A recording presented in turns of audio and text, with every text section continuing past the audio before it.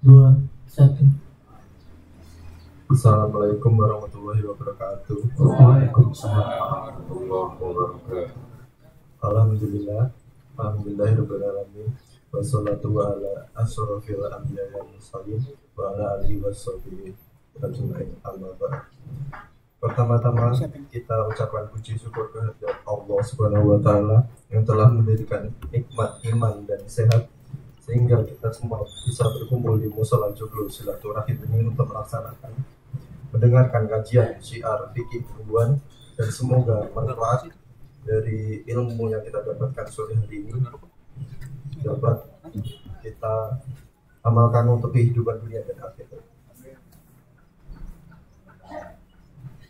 Selanjutnya saya ucapkan yang terhormat Chairman PT Absolute Group Bapak Haji Satro SH, yang saya hormati Direktur Operasional PT Absolute Service Bapak Brigjen TNI Purnawirawan Insinyur Agus Suryarso, yang saya hormati Bapak Ibu Direksi yang tidak bisa berkenan hadir pada sore hari ini, yang saya hormati Ustadz Haji Muhammad Siddiq LC MC, yang terhormat juga semua tim dan seluruh karyawan Absolute Group yang dapat hadir pada sore hari ini.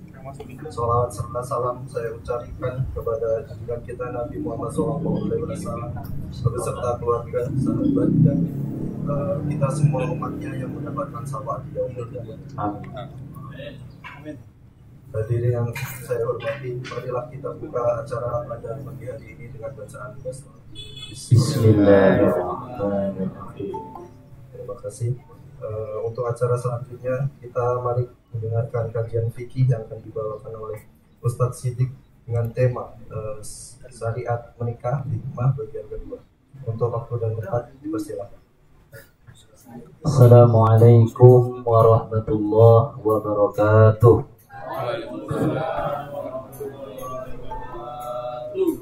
Bismillah, alhamdulillah, wassalatu wassalamu ala rasulillah wa ala alihi wa sahbihi wa mawala. Rabbi shrah li sadri wa yassir li amri wahlul 'uqdatam min lisani yafqahu qawli. Qala Allah ta'ala fil Qur'anil Karim, a'udzu billahi minasy syaithanir rajim. Bismillahirrahmanirrahim. Wa'bud rabbaka hatta ya'tiyakal yaqin. Wa qala Rasulullah sallallahu alaihi wasallam, an-nikahu sunnati faman ragiba an sunnati falaysa minni. Atau kama qala Rasulullah sallallahu alaihi wa alihi wasallam.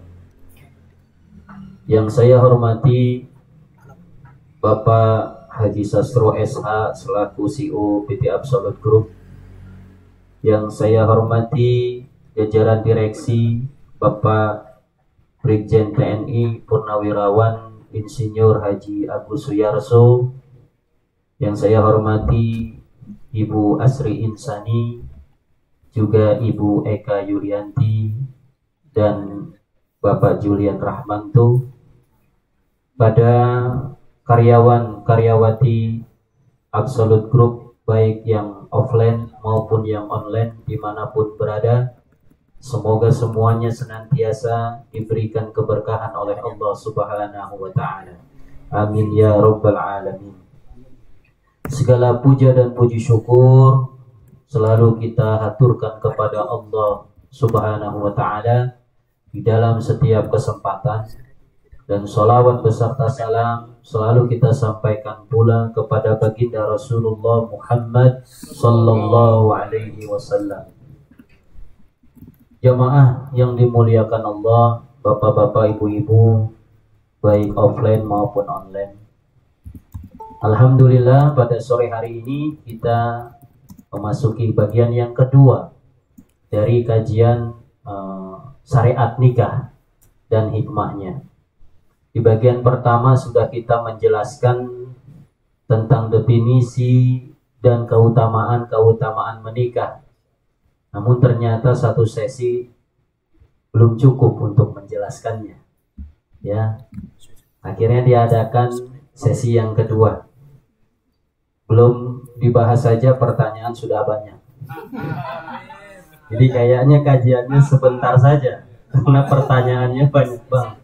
Ya, Masya Allah. Bisik-bisik tetangga, Pak Bowo aja 20 pertanyaan saya. Cuman kayaknya Masya Allah ya. Jadi antusias. Keberhasilan, kesuksesan penceramah itu kalau direspon baik oleh jamaahnya. Tapi kalau tidak ada yang bertanya, ini bingung. Pemateri berhasil atau tidak memberikan materinya. Tapi kalau sampai direspon positif, Masya Allah, berarti berhasil dan mudah-mudahan dapat dipahami. Rasulullah Shallallahu Alaihi Wasallam bersabda dalam sebuah hadisnya, "Man radiba an sunnati falaysa minni." Yang artinya, barang siapa orang yang tidak suka akan sunnahku, dalam kurung adalah menikah, maka orang tersebut bukan dari golongan umatku. Jadi orang umat Islam yang sudah waktunya menikah dan sudah memang mampu untuk menikah tapi nggak mau menikah, maka kata Nabi, falaisa minni, orang tersebut bukan dari golongan umatku, kata Nabi. Satu musibah yang besar kalau kita nggak diaku sama Nabi. Karena nanti di hari kiamat di padang mahsyar, semua umat Nabi Muhammad minta syafaat Nabi Muhammad Sallallahu Alaihi Wasallam. Ada orang-orang yang nggak diaku sebagai umat Nabi. Ya Nabi, beri syafaat kepadaku. Ente siapa? Ente siapa? Nggak diaku. Nah, ini musibah yang besar. Nah, siapa yang nggak diaku Nabi di akhirat nanti? Orang yang sudah waktunya menikah, mampu menikah, tapi dia nggak mau menikah. Ustadz, saya mau jombloan seumur hidup. Pengen jadi jombloan, jomblowati seumur hidup. Tuh ternyata banyak.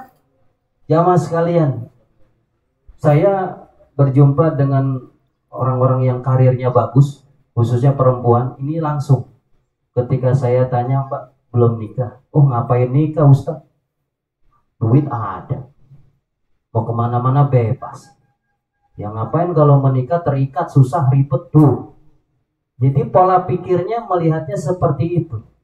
Padahal di dalam pernikahan tidak hanya hal semacam itu, tapi kebahagiaan dunia dan akhirat.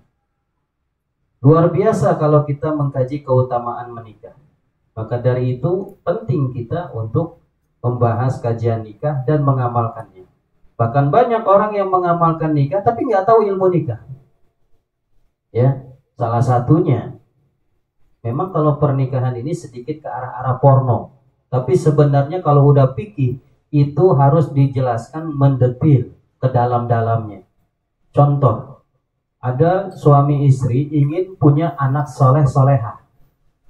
Tapi karena nggak ngaji ilmu nikah, akhirnya hubungan badan nggak pakai doa. Pernah saya nanya, anak udah 5. Pak, anak berapa? 5. Cakep Pak. Cakep, goyangannya cakep kita. Bilangnya begitu. Pak, maaf nih, saya mau nanya secara privasi. Kenapa? Ustaz, mau nanya apa sih? Itu maaf, kalau lagi bikin olahraga malamnya itu pakai doa nggak? Emang ada doanya? Gitu dia bilang. Nah, ini bahaya. Karena Rasulullah SAW mengatakan apabila kalian suami istri ingin hubungan badan, baca doa. Doanya apa? Allahumma. Ada yang hafal? Allahumma. Pak Roy langsung.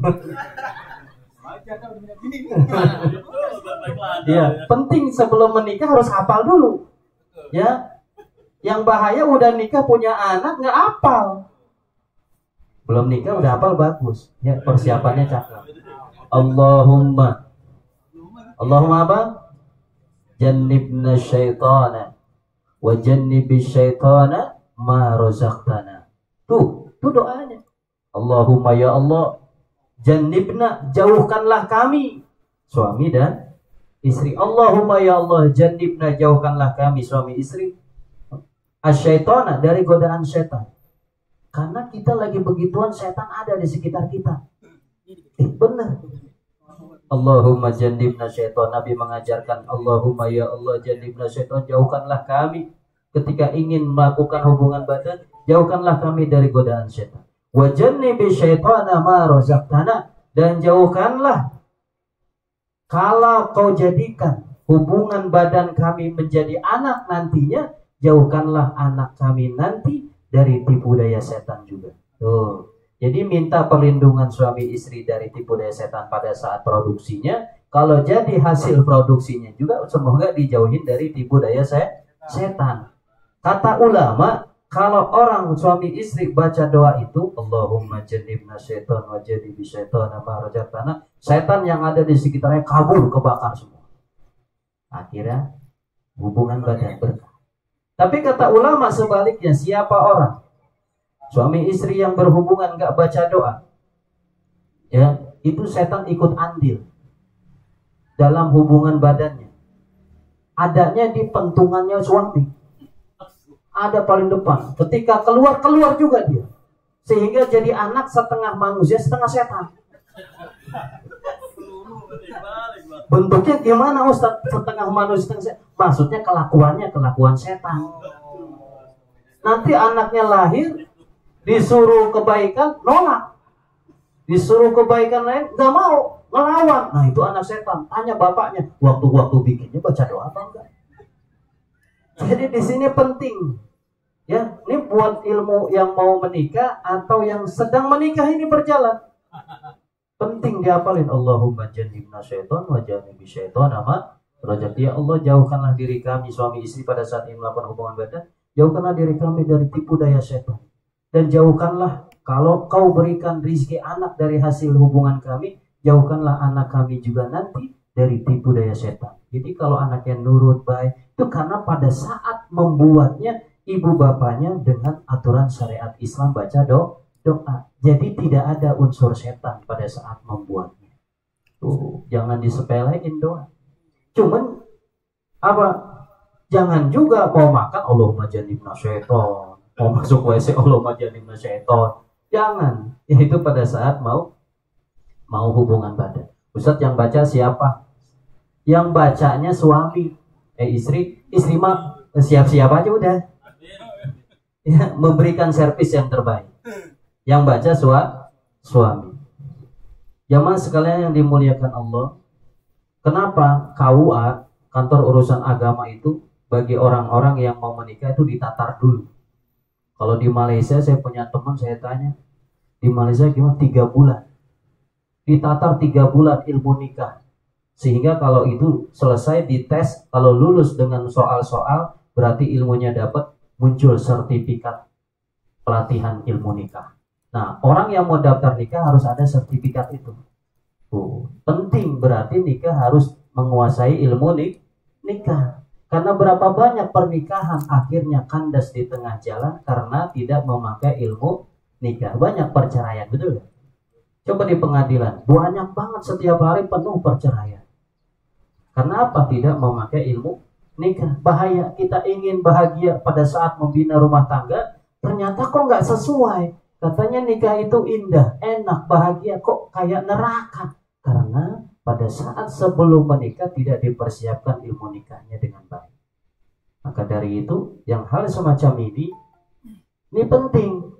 Karena kadang tidak diajarkan di sekolah, di pendidikan formal, adapun hanya sedikit. Betul kan? Jarang. Nah, ini momen-momen yang penting buat kita. Oh, saya akan menikah, saya harus belajar ilmu nikah, saya harus belajar benar-benar apa sih jadi hak kewajiban suami, apa hak dan kewajiban istri. Pelajari. Dan hal yang berhubungan dengan yang lainnya. Ustaz, saya mau nanya, kalau seandainya saya nikah, saya takut bini saya cerewet, ada nggak doanya? Ada. Jadi orang kalau mau menikah, setelah akad nikah kan udah sah. Itu kalau bisa sebelum dipajang masuk ke kamar dulu. Ngapain Ustaz? Nah, ini yang belum nikah nih. Yang belum nikah, ya. Persiapan, ingat, catat baik-baik. Rasulullah mengajarkan, kalau kalian sudah nikah sah, masuk ke kamar sebentar. Kenapa? Suaminya, tangannya sentuh ubun-ubun sang istri, lalu baca doa. Allahumma inni as'aluka khairaha wa khairu ma jabalta ali wa a'udzu bika min syarriha wa syarri ma jabalta ali. Doanya. Maksudnya apa? artinya dulu. Istrinya mah nurut aja, diam aja. Nanti suaminya nih di keningnya nih tangannya menyentuh lalu doa sama Allah dengan sungguh-sungguh. Ya, gini. Allahumma inni as'aluha khairaha wa khairu ma jabalta alaihi wa a'udzu bika min syarriha wa syarri ma jabalta alaihi. Artinya apa? Ya Allah, aku memohon kepadamu akan kebaikan istriku dan kebaikan tabiat-tabiat istriku. Dan aku berlindung kepadamu dari kejelekan istriku dan kejelekan-kejelekan dari tabiat-tabiat istriku. Jadi nanti perumah tangganya itu munculnya dari istri yang baik-baik aja. Yang tidak baik nggak muncul. Jadi suami melihatnya yang bagus-bagus saja. Karena diawali dengan doa tersebut. Ini diajarkan Rasulullah SAW. Setelah akad baca itu boleh dibaca. Nanti malam pertama sama. Ini udah gedebak-gedebuk begitu masuk. Ntar dulu.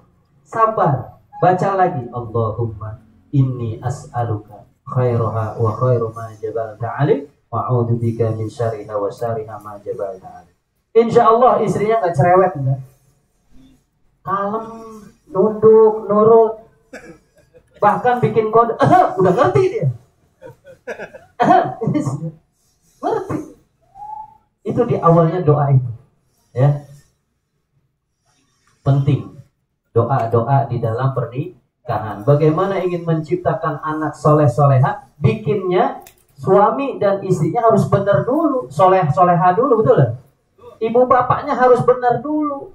Pengen istri dan suami anaknya pengen punya soleh-soleha, tapi suami dan istrinya gak soleh-soleha, sama aja gimana? Buah tidak jauh dari pohonnya.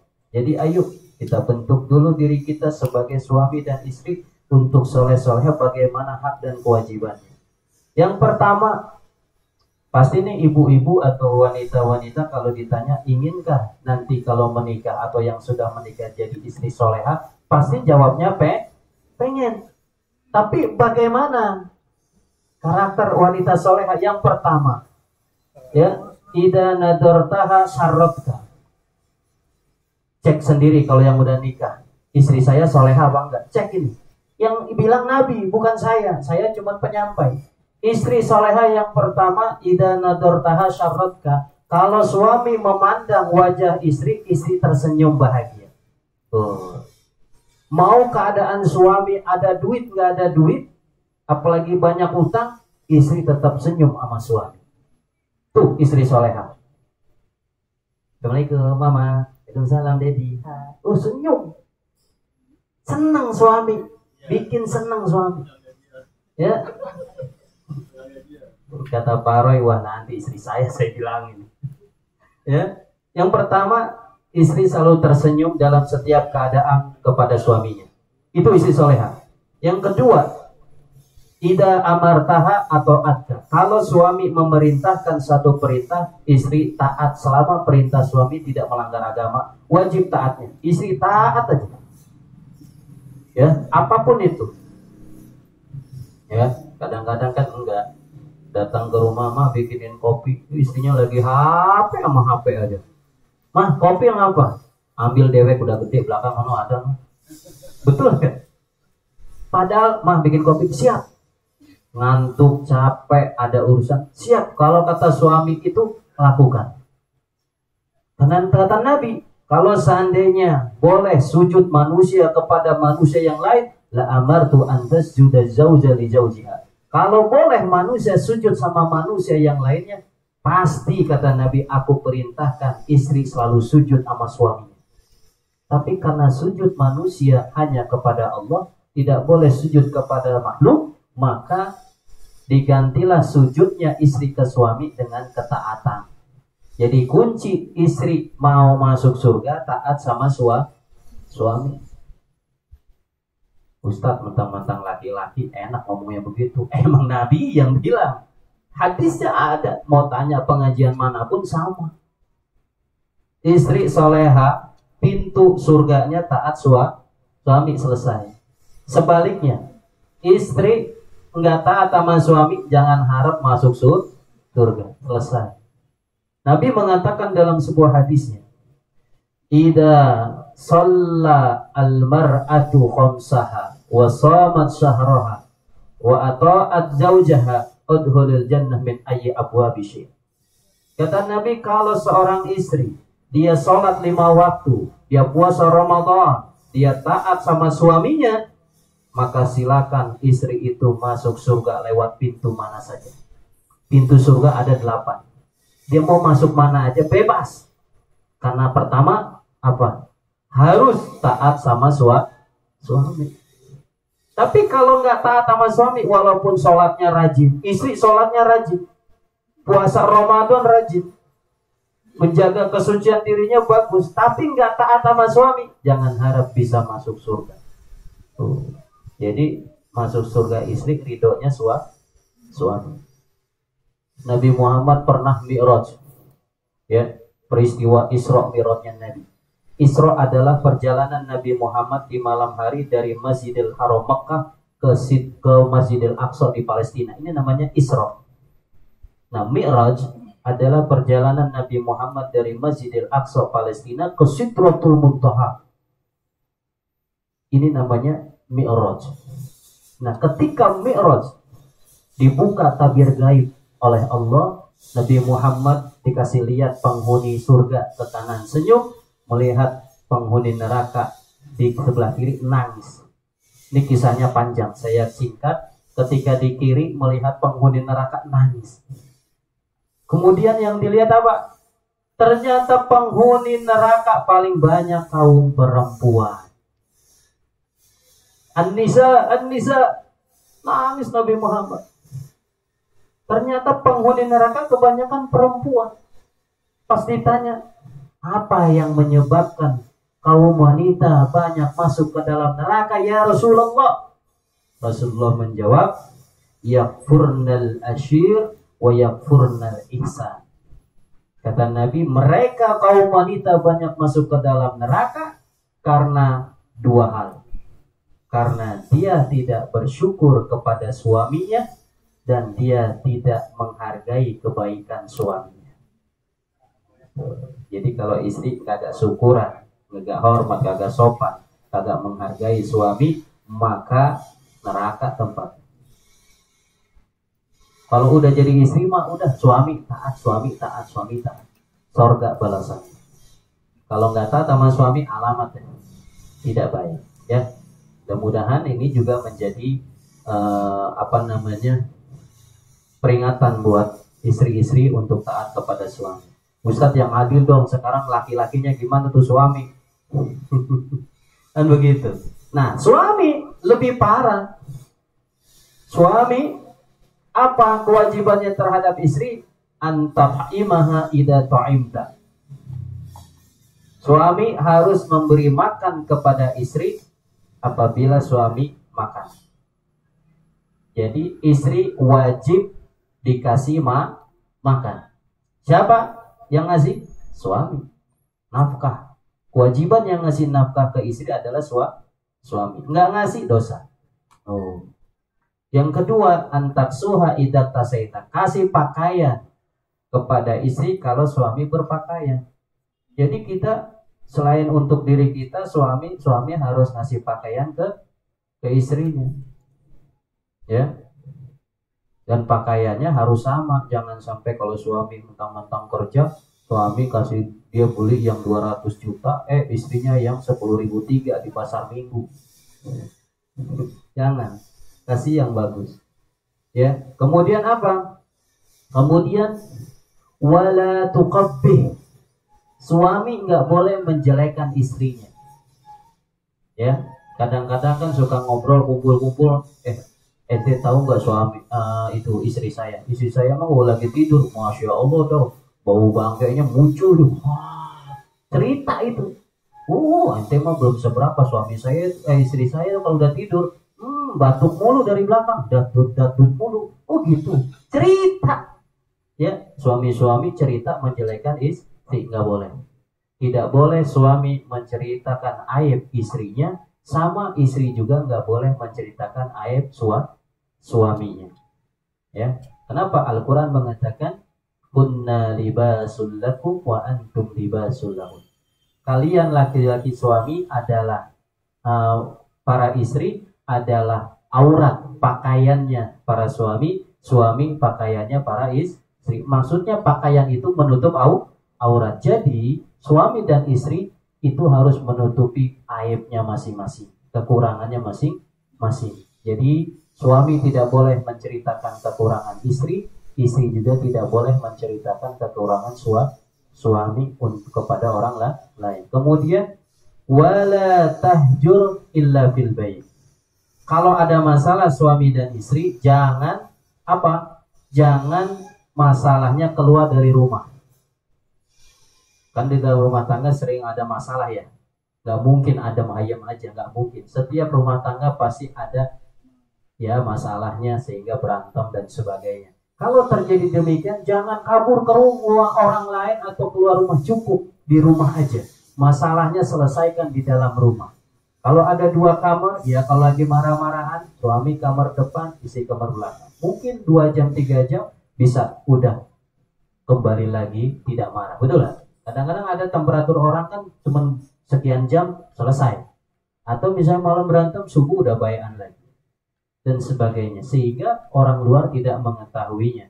Baik orang tua atau mertua atau yang lain. Jadi ajaran Nabi ketika ada masalah, jangan sampai masalah keluarga keluar daripada keluarga itu sendiri. Ya. Kemudian di sini pentingnya kita memahami bahwa di dalam keluarga harus menerima kelebihan dan kekurangan masing-masing. Tidak boleh kita melihat suami hanya kekurangannya saja tapi tidak melihat kelebihannya. Sama, jangan sampai suami melihat kekurangan istri saja tapi tidak melihat kelebihan istri. Karena manusia tidak ada yang sempurna. Sehingga saling mengisi dan sama-sama memahami, menghargai, ya, membantu, asih asuh di dalam membina rumah tangga menuju sakinah, mawaddah, warahmah.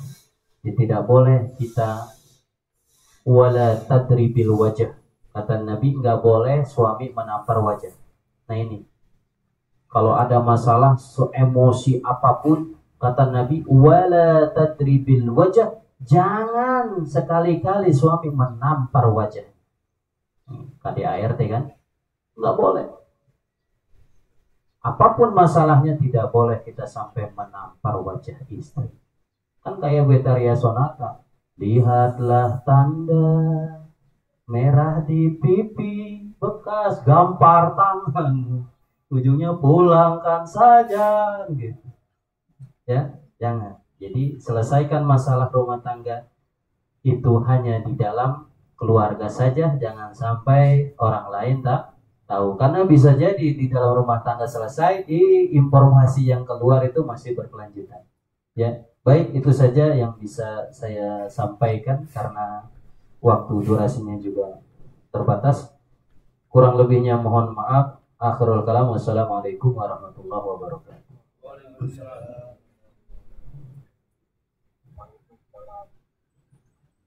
Terima kasih Pak Ustadz atas penyampaian materinya. Untuk sesi selanjutnya adalah sesi tanya jawab. Mungkin ada beberapa pertanyaan yang pertama akan dari sesi offline dulu. Mungkin ada yang bertanya.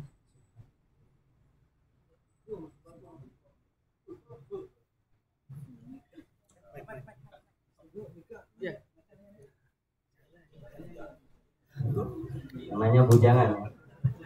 Asli bujangan ya.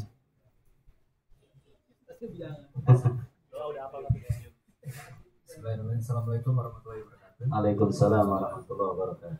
Ya, Ustaz mau menanya, ini kan banyak kejadian juga di usia muda. Ya, kebanyakan berzina, terus akhirnya jadilah kecelakaan itu.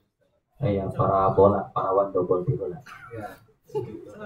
Akhirnya kan baik keluarga pun secara tanggung jawab menikah. Ya. Nah, itu saya mau tanya untuk hukumnya itu bagaimana Ustaz? Ya. Dan juga tidak juga. Oh, iya. Luar biasa. Ya, pertanyaan yang reality, ya, fakta. banyak seperti itu ya, luar biasa. Jadi kalau perbuatan zina ini 40 rumah sekitarnya kena apes. Ya, nauzubillah. Makanya kita benar-benar menghindari. Muncul dari pergaulan, itulah, dari ya pertemuan dan sebagainya. Ya. Nah, bagaimana itu kalau sudah terjadi? Kalau itu sudah terjadi, ya harus dinikahkan. Ya, harus dinikahkan. Dan ini banyak yang sayang juga, banyak yang sayang mengapa seperti itu. Nah, akhirnya ya harus dinikahkan, dan status anaknya itu ada beberapa pendapat. Di dalam fikih sudah tidak heran perbedaan pendapat. Ada yang mengatakan satu saja ya pendapat itu, ada yang mengatakan selama sudah kandungan ya harus segera dinikahkan sebelum dilahirkan itu anak, sehingga anaknya lahir sudah ada bapaknya, status nikah ya. Itu yang dilihat pada saat maaf gitu kecelakaan kan hamil tuh. Nah, sebelum si perempuan ini lahiran, dia harus dinikahkan dulu. Udah nikah, bayinya lahir, itu dia punya anak, nasabnya ke bapaknya. Tapi yang bahaya, lahir dulu baru nikah. Jadi pada saat dia lahiran belum ada bapak atau tidak ada bapaknya, karena belum nikah, betul lah. Nah itu nasabnya nanti ke ibunya doang, binti. Tapi diusahakan makanya ketika sudah seperti itu ya namanya sudah kejadian ya. Yang pertama ya tentunya harus tobat, ya tentunya harus tobat semuanya. Tapi bagaimana ini ya harus segera dinikahkan sebelum bayi keluar. Setelah itu udah jadi nasabnya ke ayahnya. Ya, ada juga yang mengatakan dinikahkan nanti setelah udah keluar bayinya nikah lagi yang kedua kalau ragu-ragu. Ada juga yang begitu. Jadi ada 2 kali. Ya. Nah, itu tetap berdosa dan harus bertobat, khususnya ibu dan bapaknya itu. Dan ini banyak yang terjadi ya, banyak terjadi. Ustaz, bagaimana itu di dalam pernikahannya? Ya harus bertobat dan jadikan pecutan ke depannya untuk bisa lebih baik lagi. Anaknya berdosa enggak? Anaknya mah suci. Ya. Ya, al-waladu yuladu alal fitrah. Seorang bayi, seorang anak itu dilahirkan dalam keadaan suci. Dia jangan sampai kita mengatakan maaf nih. Anak dari itu disebut maaf. Kamu anak zina kayak begitu. Enggak boleh.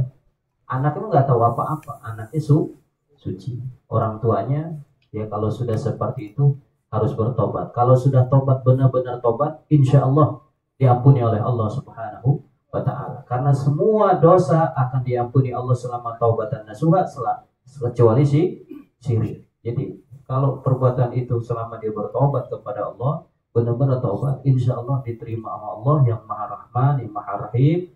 Dan kedepannya mudah-mudahan bisa lebih baik lagi. Seperti itu. Ya. Baik, terima kasih atas jawabannya Pak Ustadz. Untuk pertanyaan selanjutnya mungkin.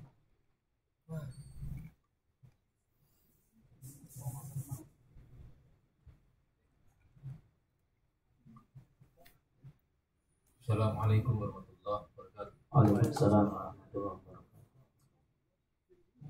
Ingin bertanya Ustaz, ini kisah nyata juga. Masya Allah. Ada di kampung saya. Di kampung. Sampai sekarang masih. Masih. Jadi statusnya dia suami istri ini sudah cerai, Ustaz. Sudah jatuh talak. Jadi dia punya rumah di kampung itu, di kampung itu berisi. Nah, kebetulan suaminya itu kerja di Jambi. Nah, ketika dia pulang itu, karena nggak ada yang mau ngalah, sama-sama merasa memiliki rumah, jadi mereka ketika dia pulang kamu itu tinggal serumah. Tapi statusnya sudah pisah. Itu bagaimana? Apakah? Ya. Atau bagaimana? Ya, memang ini banyak juga. Di Jakarta saya juga tahu beberapa keluarga yang begitu udah cerai, tapi tetap satu rumah. Ya biasa aja. Nah, itu sangat dilarang dalam Islam. Kenapa? Karena sudah bukan suami istri. Otomatis dia sering ketemu, ya, dan melihat auratnya dan di satu tempat yang setan itu akan menggoda suatu saat, dan itu tidak boleh menimbulkan fitnah. Khawatir terjadi apa-apa yang dilarang oleh Allah Subhanahu wa taala. Ketika sudah cerai, pisah ya sudah pisah, semuanya pisah.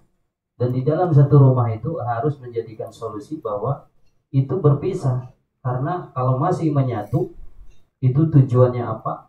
Itu madaratnya lebih besar daripada manfaatnya. Bahkan itu dilarang. Intinya tidak boleh. Ya kalau tidak mau mengalah, ya selesaikan di pengadilan.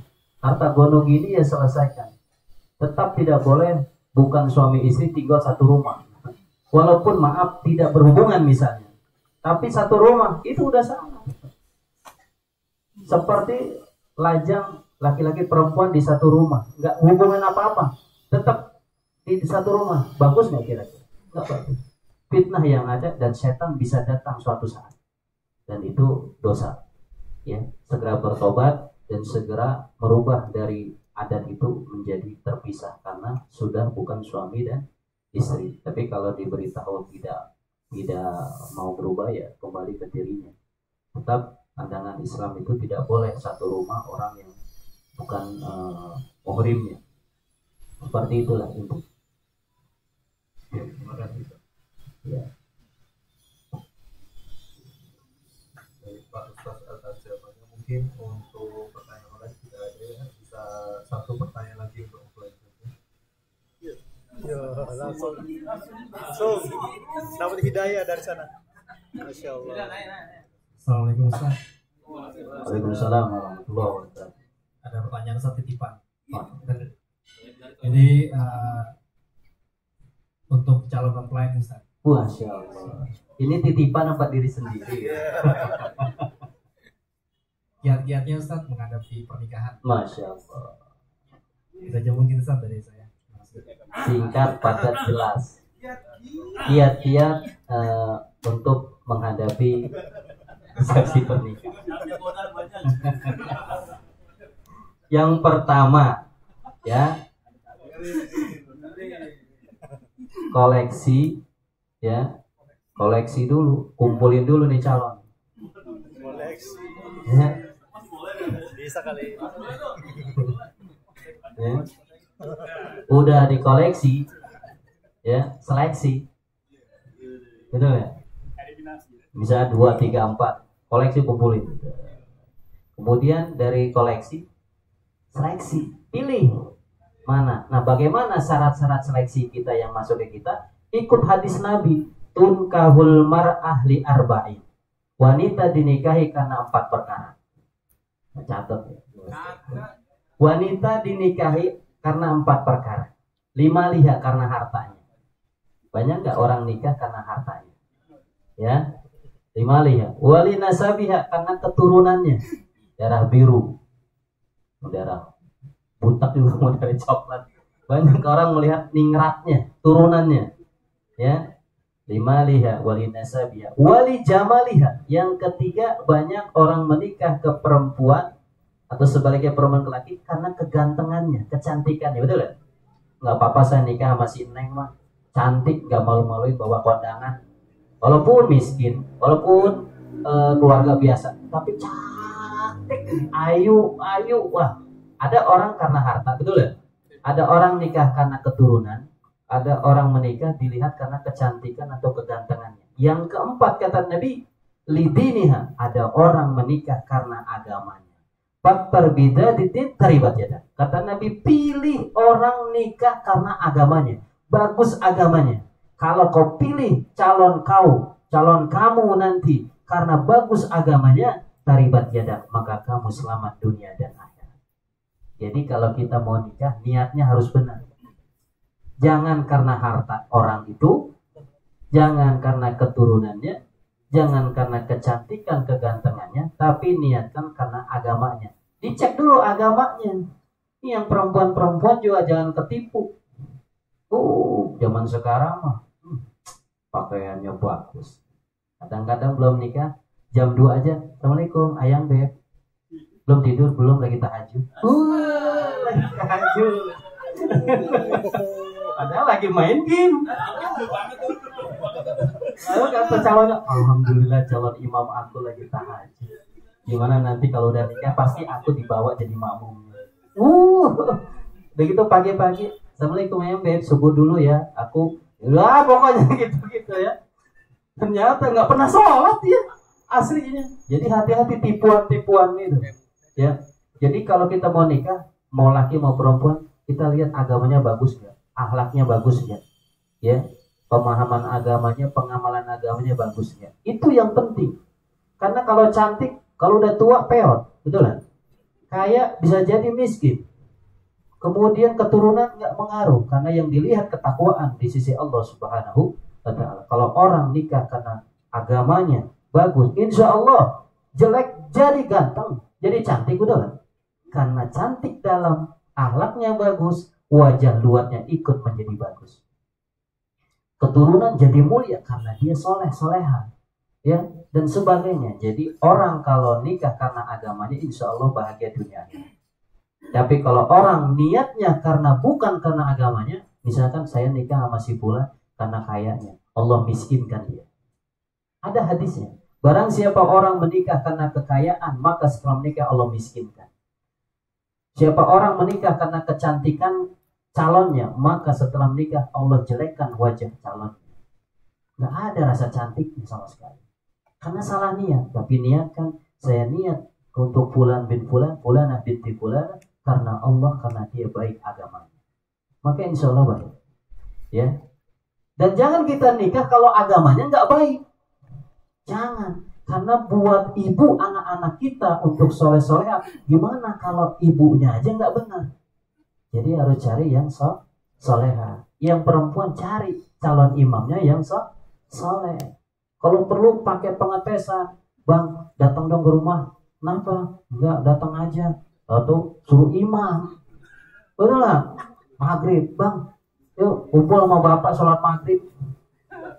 Kata bapaknya, ayo imam, bapak lagi serak-serak basah ini. Imam, Ibnu langsung.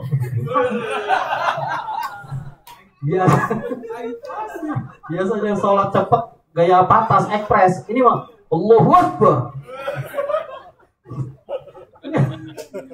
Supaya di depan calon mertua ini, wah, Allahu Akbar. Bismillah aja biasa. Bismillah, alhamdulillah. Cepet ya. Bismillahirrahmanirrahim. Panjang bismillahnya.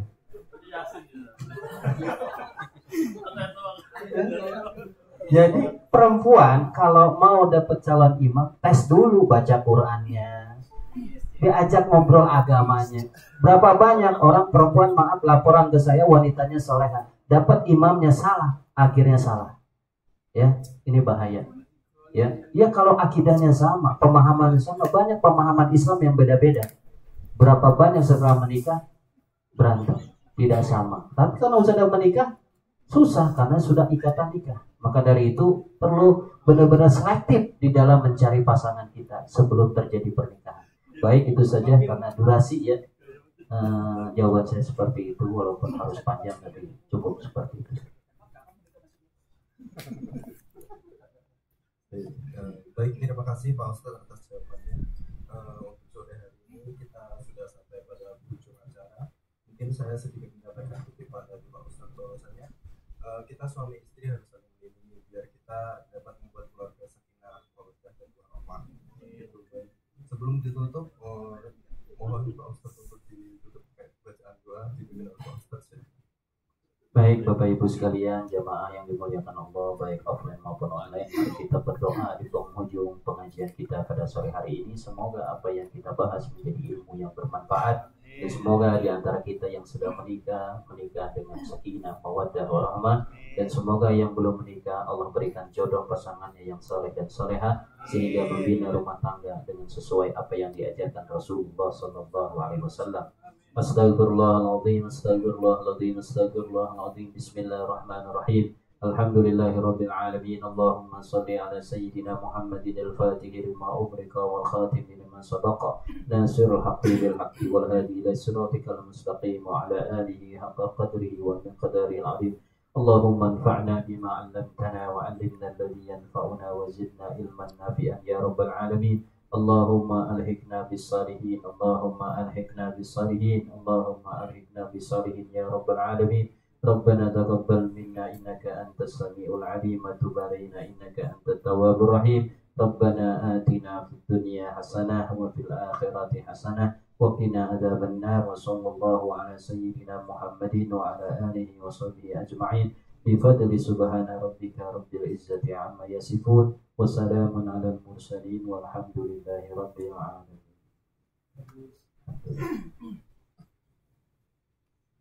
Baik, terima kasih atas doanya Pak Ustadz. Saya ucapkan juga terima kasih pada hadirin Bapak Ibu saudara sekalian yang mau hadir. Saya ucapkan mohon maaf sebesar-besarnya jika saya MC pada sore hari ini melakukan kesalahan. Sebelumnya kita akan tutup majelis pada sore hari ini dengan bacaan kafaratul majelis. Subhanakallahumma wa bihamdika asyhadu an la ilaha illa anta astaghfiruka wa atubu ilaik. Baik, terima kasih. Assalamualaikum warahmatullahi wabarakatuh. Assalamualaikum warahmatullahi wabarakatuh. Waalaikumsalam warahmatullahi wabarakatuh. Jadi